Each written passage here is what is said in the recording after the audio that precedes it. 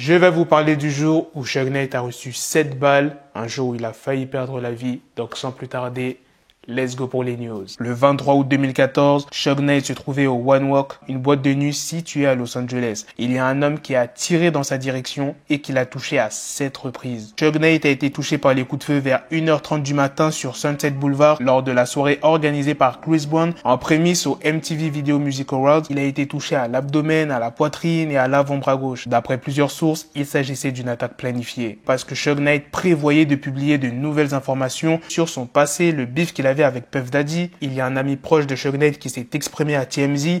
Suge a écrit un film assez controversé, beaucoup de détails choquants sur Tupac et exposant la vérité. Il prévoit également de relancer son label et il y a encore beaucoup de haters à cause de sa mauvaise image passée. Après cet événement, la famille de Suge Knight a par la suite publié une déclaration demandant à tous de garder Suge dans vos prières et de rester loin de la négativité dépeinte par les médias. Suge se repose actuellement et a perdu beaucoup de sang. Il est humain. Il a fait beaucoup de choses pour la communauté et la culture dans son ensemble. Alors nous vous demandons de respecter cela. Dès les premiers coups de feu, des agents de sécurité se sont rapidement précipités vers Chris Brown et le reste de sa table et ils ont été rapidement évacués. Chris Brown a rapidement pris la parole sur Twitter pour dire aux gens qu'il n'était pas affilié à la violence qui s'est produite. Il avait dit « C'est décevant qu'en tant que société, nous ne puissions pas nous amuser ou nous divertir sans qu'il y ait parfois des altercations. » Et attention, Suge Knight n'a pas été la seule personne à avoir été touchée. Il y a eu 2 autres victimes, un homme et une femme. Bon, heureusement, les 2 ont survécu. Il y a un témoin de la scène qui s'est exprimé en disant « Les gens criaient et hurlaient et la plupart se sont enfuis immédiatement.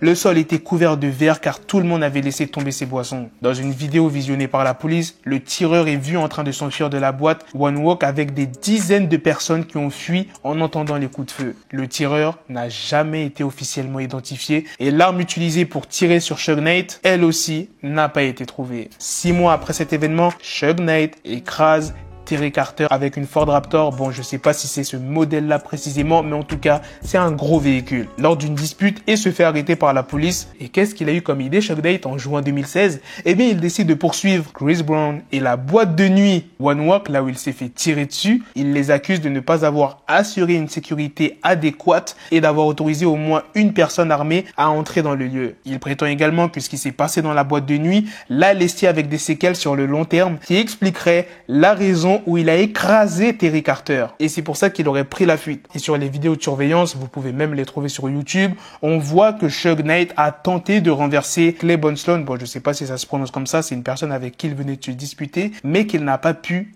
éviter Terry Carter quand il a décidé de prendre la fuite. Ses avocats avaient dit qu'il était en train de se remettre du premier incident et qu'il avait eu peur pour sa vie.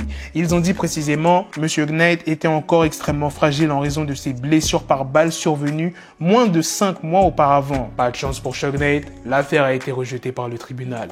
Voilà les gars, c'est la fin de cette vidéo. C'est pas une news parce que c'est une histoire qui date, donc c'était une anecdote. Si vous aimez ce genre de vidéo, des petites anecdotes sur tel ou tel artiste, vous me dites ça dans les commentaires, comme ça je vous en sortirai d'autres. La dernière que j'avais fait, c'était sur DaBaby, le jour où il a abattu un homme dans un Walmart. Bon, ça c'est une histoire très connue, mais l'histoire de Suge Knight, là où il s'est fait tirer dessus, c'est pas tout le monde qui connaît cette histoire. Beaucoup de personnes connaissent l'histoire où il a écrasé Terry Carter en 2015. Bon, aussi c'est parce que c'est ça qui l'a emmené en prison. Donc voilà, vous me dites dans les commentaires ce que vous en pensez. Sur ça, on se donne rendez-vous très prochainement pour d'autres vidéos news. Prenez soin de vous, la famille. Peace. Yes, the shit is raw coming at your door. You start to scream out.